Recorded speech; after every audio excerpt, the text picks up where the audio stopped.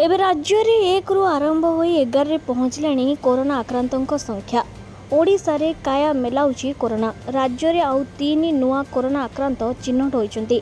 8 रो वृद्धि पाई कोविड संख्या एबे 11 रे पहुंचीची। नुआ आक्रांत चिन्हट ने स्वास्थ्य विभाग पक्षरु सूचना दिया जायछि। तेबे शनिवार राज्य रे 8 जण कोविड पॉजिटिव चिन्हट होइतिबा बेले खोर्धा जिल्लारू 6 जण और कटक जिल्लारू 2 जण आक्रांत चिन्हट होइतिबा खबर आछि। तेबे कोरोना रे प्रथम मृत्यु नहीं अवगत अछि स्वास्थ्य विभाग। कही रखू कि मे 22 तारिख रे राज्य रे प्रथम कोरोना पॉजिटिव चिन्हट होइतिला। आक्रांत जनक राजधानी भुवनेश्वर बोली जणा पड़िछि। निकटरे से दिल्ली रु फेरिथिले। आक्रांत जणे वृद्ध होइतिबा बेले कोरोना पॉजिटिव चिन्हट हेबा परे से एक घरोई हॉस्पिटल रे चिकित्साधीन थिले।